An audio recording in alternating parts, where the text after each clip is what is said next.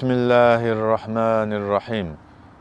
Bəziləri Kəbənin məşhur imamı olan Abdurrahman Əs-Sudeysin adından video yayıblar.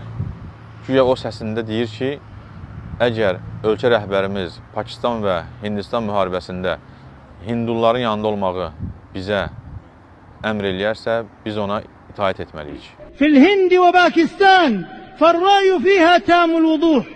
Nərə mə yərəhu vəliyyul əmri və hakimil bilad. Qeyd edim ki, Abdurrahman Sudeys keçən cümə, yəni mayın 9-da xütbə verərkən ağ rəngdə olan paltarda olmuşdur.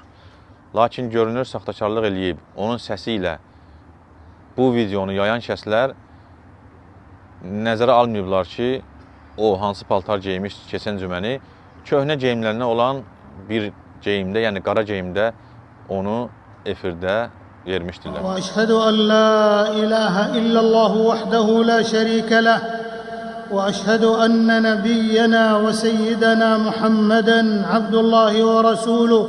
Məlumdur ki, Kəbənin imamları xütbə verərkən ərəb dilinə uyğun olmayan qrammatik səhvlər etmirlər. Və o cümlədən də Abdurrahman Sudeys xütbə verərkən heç vaxt qrammatik səhvlər eləmir. Lakin həmin onun səsi ilə yazılıb, oxutdurulan səsdə isə həqiqətən də həddən artıq çox kobud, saysız hesabsız qrammatik səhvlər də vardır. Həmçinin 9 maydakı xütbəyə biz baxsaq, sözsüz ki, həmin Kəbənin özünün saytlarında, rəsmi saytlarında bu hər dəfə yayımlanır. Baxsaq ki, o yayınlanan xütbədə, 29 dəqiqəlik xütbədə Abdurrahman Sudeys qəti olaraq bu sözləri deməmişdir. Geyim fərqindən və qrammatik səhvlərdən əlavə, məlumdur ki, Səudiyyə Ərəbistanı haqsız olan qeyri-müsəlmanın yanında heç vaxt durmamışdır. Bizim ölkə rəhbərimizin də söylədiyi kimi, Səudiyyə Ərəbistanı nadir ölkələrdəndir ki, bizim Qarabağımızın işğalına görə 30 illərdən çoxdur ki, Ermənistanla qəti olaraq heç bir diplomatik əlaqələr qurmamışdır. Təbii ki, bütün Azərbaycan xalqı Səudiyyə Ərəbistanının Azərbaycana işğal dövründə göstərdiyi siyasi dəstəkdən xəbərdardır.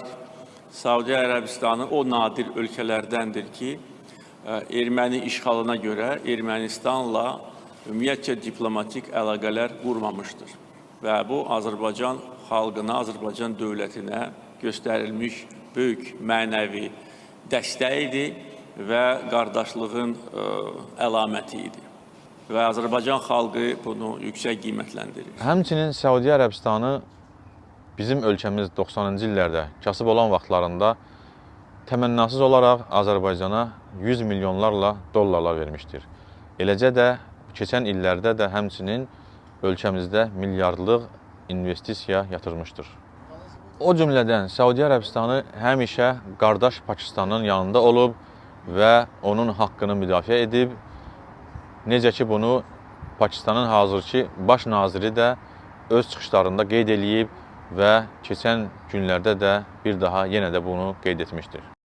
हमें IMF में अगर bail out किया तो सऊदी अरब ने किया ये अभी चंद महीनों की बात है और उसके बाद आप इस तरह की जहर आलूदा बात करें, जहर उगलें, ये नाकाबिले माफी जुर्म है. Hətta keçən həftədəki müharibədə Səudiyyə Ərəbistanı Pakistanın yanında olduğu üçün Səudiyyənin bayrağını hindlilər yerə ataraq tapdalayırlar.